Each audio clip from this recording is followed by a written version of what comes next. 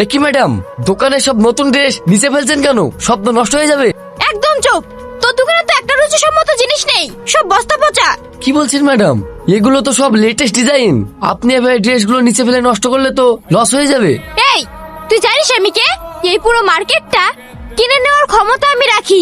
শুনুন, আপনার বাবার টাকা থাকতে পারে, কিন্তু আপনার কোনো সভ্যতা নেই।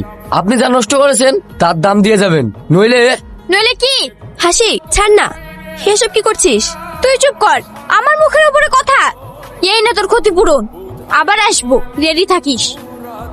হাসি, কি হয়েছে মা? তুই এমন করছিস কেন? শোন মা, কি হয়েছে আমাকে বল।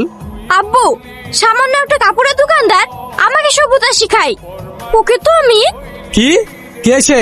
একবার নামটা বল, তারপর বুঝিয়ে দেবো আমার মেয়ের পিছনে লাগার পরিণাম কি হয়। না, সেটা আমি দেখে নেব। আব্বু, আমি বান্ধবীদের সঙ্গে পার্টিতে যাব, আমাকে 20,000 টাকা দাও। 20,000? তুই তো কালকেই টাকা নিলে, রোজ রোজ টাকা নষ্ট করলে হবে? মা, তুমি আমার সঙ্গে তর্ক করবে না। টাকা দেবে নাকি ডাইনিংটা উল্টে দেবো? না না, দিচ্ছি। এই নে মা, এখানে 25,000 টাকা আছে, তুই রাগ করিস না। থ্যাংক ইউ আব্বু। তোমার আজকেরা পেয়ে মেয়েটা আজ মাথায় উঠেছে, দেখবে এর খেসারত তোমাকে একদিন দিতে হবে। হাসি, হই দেখ ছেলেটা কি হ্যান্ডসাম। চল ওর সাথে প্র্যাঙ্ক করি। এই যে মিস্টার, এদিকে শুনুন। আমাকে বলছেন? হ্যাঁ আপনাকে।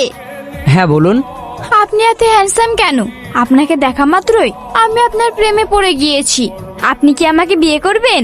বিয়ে? এ তো দেখছি মেঘন জাতি জল। হ্যাঁ আমি রাজি, চলুন এক্ষুনি কাজে অফিসে। ওরে বাবারে, দুলা ভাই তো দেখছি এক পায়ে খাড়া। আরে দাঁড়ান দাঁড়ান, এত তাড়া কিসে?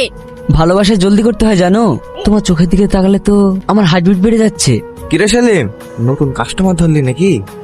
আরে না না, এই মেয়েটা আমাকে বিয়ের প্রস্তাব দিল, তাই। সাবধান ভাই, ও হচ্ছে সোহেল সাহেবের যেদি মেয়ে হাসি, প্রতিদিনই কাউকে না কাউকে এইভাবে হেনস্থ করে। ও আচ্ছা, তাহলে তো খেলা আরো জমবে। টাটা জানু, আবার কাল দেখা হচ্ছে। ছি, ওর এত বড় সাহস আমার হাতে। এর প্রতিশোধ তো আমি নেবই। এই চল।